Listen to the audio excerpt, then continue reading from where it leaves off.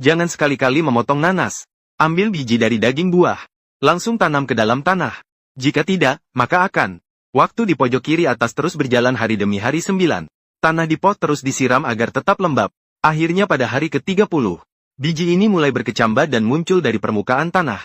Jika seseorang tidak memiliki kesabaran, pasti sudah melupakannya. Mengamati pertumbuhan tanaman dengan seksama cukup menarik. Awalnya, bibit nanas mirip dengan rumput liar. Seiring berjalannya waktu, daun-daun mulai tumbuh secara bertahap dari tunas pusat. Begitu satu daun memanjang dan terbuka, daun lainnya mulai muncul. Mereka saling bergantian. Satu lebih besar dari yang lainnya. Agar bisa mendapatkan lebih banyak cahaya. Melakukan fotosintesis untuk menghasilkan nutrisi. Bersama-sama membuat seluruh tanaman menjadi kuat. Dalam persaingan yang sehat seperti ini, tanaman nanas memasuki fase pertumbuhan yang cepat.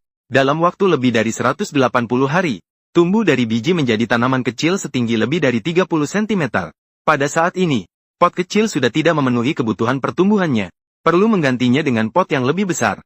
Setelah mengganti pot, akar memiliki ruang yang lebih besar untuk meluas. Tanaman setelah menyerap lebih banyak nutrisi dan air, pertumbuhannya juga jauh lebih cepat.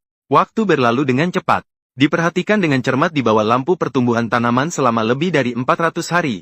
Berhasil membudidayakan satu pot tanaman hijau.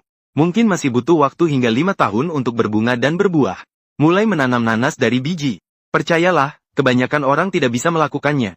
Sebenarnya kita bisa menggunakan bagian atas nanas, yaitu mahkota pucuknya untuk perbanyakan vegetatif. Pertama, pergi ke kios buah. Pilih nanas yang bagian atasnya berdaun lebat dan bawa pulang. Lepaskan bagian atas nanas. Ini adalah mahkota pucuk. Hilangkan daging buah yang berlebih.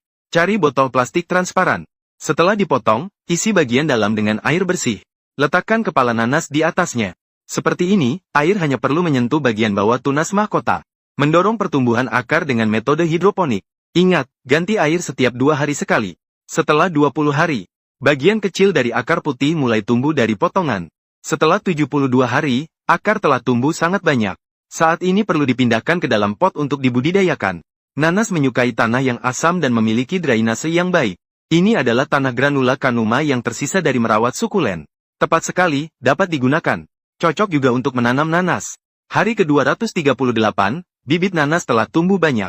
Saat mencapai musim dingin, tepi daun mengalami sedikit kekeringan adalah hal yang normal. Bagaimanapun, nanas adalah tanaman tropis. Di Guangdong, pada musim dingin di luar ruangan juga tidak akan mati beku.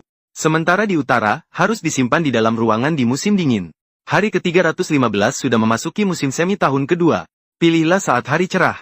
Potong bagian kering di antara daun dengan gunting, untuk mengurangi kemungkinan tumbuhnya bakteri.